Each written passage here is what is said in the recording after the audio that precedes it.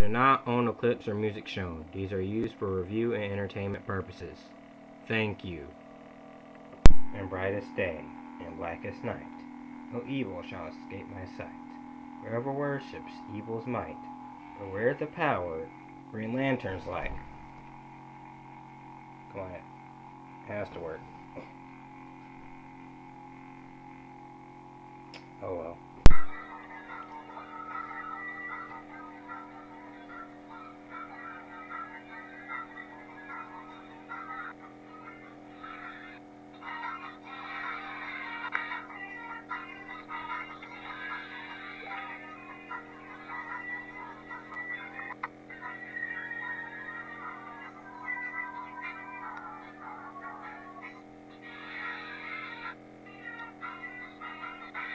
Greetings, Cat Pals and Cat Pals. It's me, Camden, on channel Camden.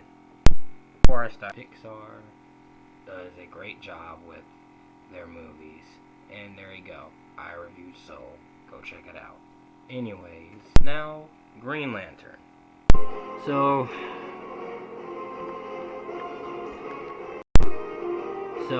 Green Lantern was a movie released in 2011 based on a comic book character by the same name by DC Comics. And Ryan Reynolds stars in the role.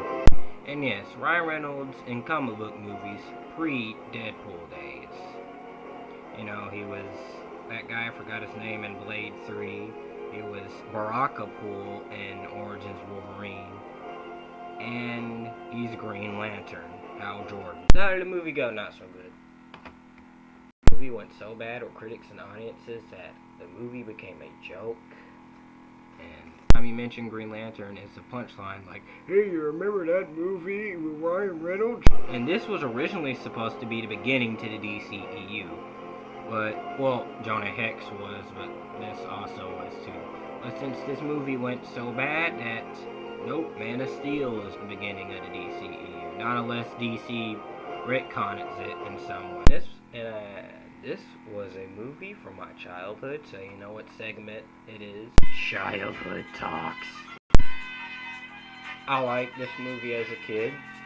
Me and my cousin, we watched it a lot of times, and we liked it. And I had a Sinestro action figure. Yeah, one like this. And yeah. I think that concludes our segment of Childhood Talks. Alright, on with the video. So the movie begins with a narration about what the Green Lantern Corps are and something about guardians or whatever. By the energy of will was sent to every sector to select a recruit. In order to be chosen by the ring, it was said one must be without fear. Together, these 3,600 recruits formed the intergalactic peacekeepers known as the Green Lantern Corps.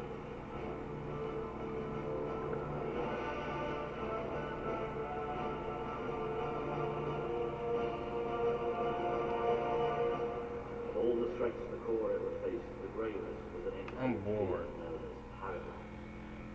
Anyways, our movie begins with a flashback with Hal as a child. Real talk, what's with superhero movies beginning with the main hero as a child? Yeah. His dad dies of a plane crash. The dad doesn't even say, "Comes great power, comes great responsibility. The reason we fall is to get back up. No, son, let me save some people from a tornado, because I don't want people to see your powers." Anyway, we cut 2 years later with Hal Jordan, played by Ryan Reynolds. And then Green Lantern comes to Earth, and he acts like it's a normal thing. He acts like he has seen an alien before. And the alien guy gives Hal Jordan the ring, and then his friend stops by and...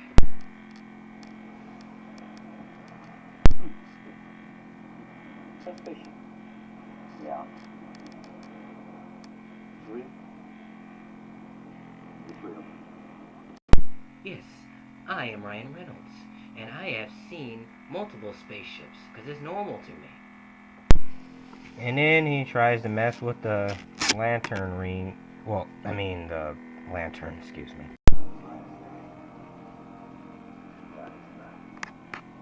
No evil dark in my light, but those who worship evil's might. Then he dons his costume, and do you see something wrong with the suit? Does it look a little rubbery and too CGI to you? Because it looks a little weird. It looks a little too CGI to me. It doesn't seem like he's actually wearing it.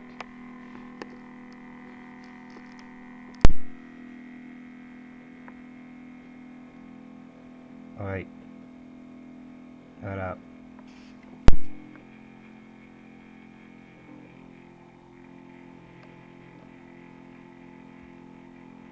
The way he leaps off of rooftops and flips backwards to face the camera before falling into a headfirst dive is just full of the exaggerated swagger of a black teen. Basically, he meets the Green Lantern Corps at the planet where all the Green Lantern Corps are, and they tell him that the Green Lantern Corps are powerful people with rings that can do anything in their imagination. Oh, and what does Hal do? He can, with his imagination, with this, since he can do anything with his imagination to create to a reality, he makes machine guns, swords, a racetrack. Hal doesn't really have an imagination. That means the writers don't have an imagination. The helicopter is about to crash, and Lantern Pool, yes, that's what I'm going to call this Green Lantern, Lantern Pool, tries to save the helicopter.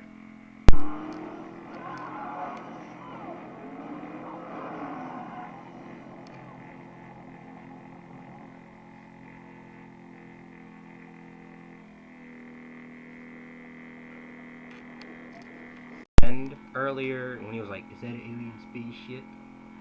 He already knows that he's Green Lantern. I mean, he already saw the spaceship and stuff. But still, that's a pretty quick way to have a friend find out who's the hero. And then how Jordan's love interest, Carol, finds out his identity. And what did they do since Carol found out about Lantern Pool's identity?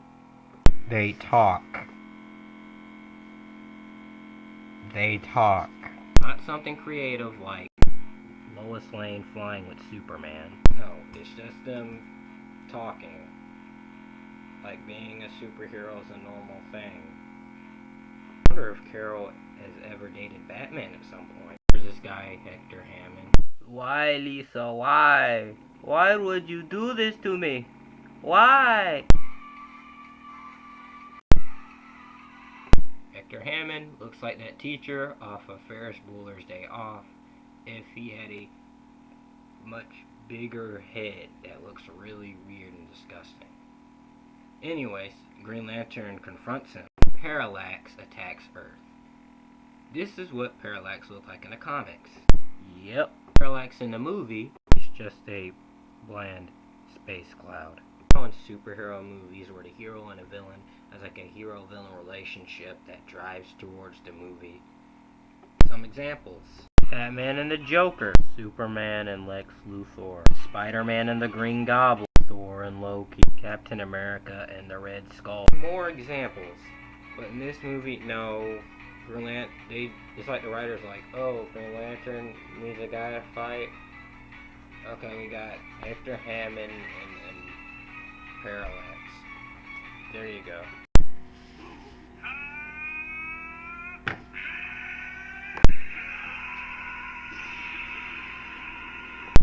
To infinity and beyond.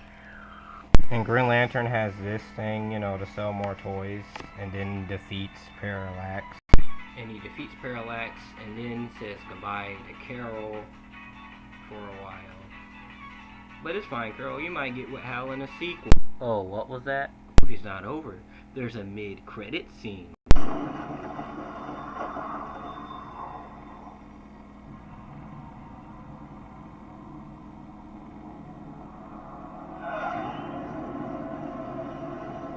Oh my gosh, a yellow lantern! Every time me and my little cousin watched this, we all yelled, "Yellow lantern!" every time we saw this scene. Well, that might be shown in a scene. Wait, what was that? Okay, I looked some research on this movie, and Bradley Cooper, Justin Timberlake, and Jared Leto were considered for the role before Ryan Reynolds. And Jared Leto became Joker years later. Even on Wikipedia, on the pop culture part of Green Lantern, it says that the disappointing performance of the film is occasionally a target of mockery from superhero-related comedies. So, this movie was mocked for years. It's like how Daredevil was mocked for years, and the character for a while. Because to pop culture, Daredevil was nothing but the blind superhero until the Netflix show came around. So, final thoughts on this movie.